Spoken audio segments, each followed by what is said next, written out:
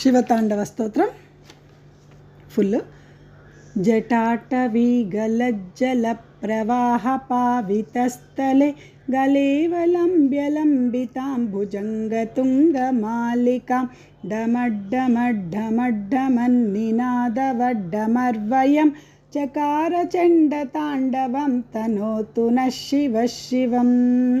జటాకటాహ సంభ్రమ భ్రమన్నిలింప నిర్జరి విలోల వీచివల్లరీ విరాజమానమూర్ధని ధగద్ధగద్ధగజ్వలల్లలాటపట్టపావకే కిశోరచంద్రశేఖరే రతిప్రతిక్షణం మమ.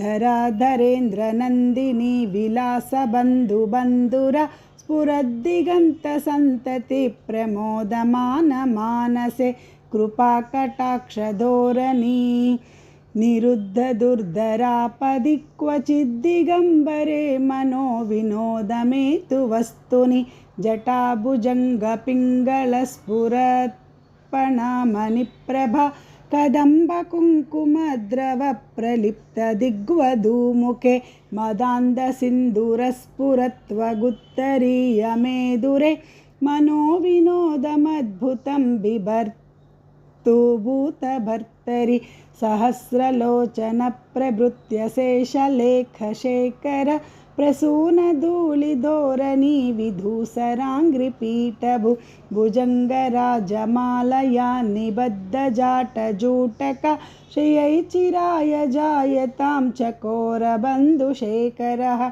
లలాటచత్వరజ్వలద్ధనంజయ స్ఫులింగభా నిపీత పంచసాయకం నమన్ నిలింపనాయకం సుధామయూఖలేకయా విరాజమానశేఖరం మహాకపాలి సంపదే శిరోజటాలమస్తు నః.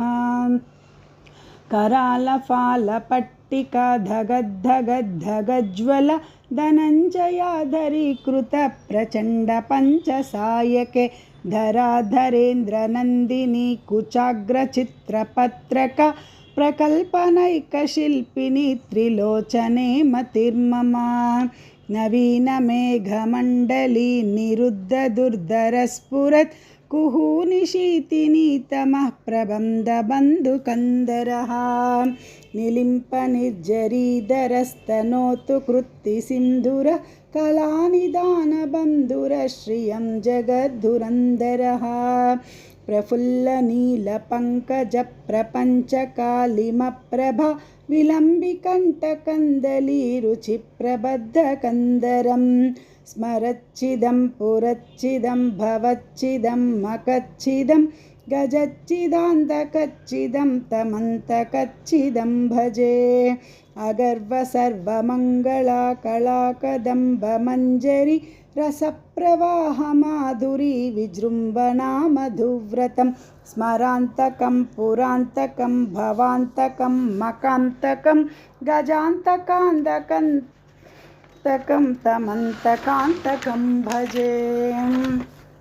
जयत्वदभ्रविभ्रमभ्रमद्भुजङ्गमश्वस विनिर्गमत्कृमस्फुरत्करालफालहव्यव दिमिद्दिमिद्दिमिध्वनन् मृदङ्गतुङ्गमङ्गल ध्वनिक्रमप्रवर्तित प्रचण्डताण्डव शिवः.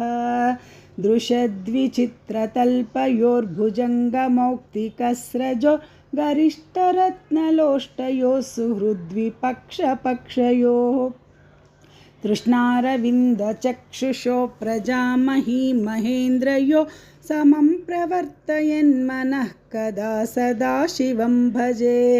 कदा निलिम्पनिर्झरी निकुञ्जकोटरे वसन् विमुक्तदुर्मतिः सदा शिरस्तमञ्जलिं वहन् विमुक्तलोललोचनो ललाटफाललग्नक शिवेति मन्त्रमुच्चरन् सदा सुखी भवाम्यहम्.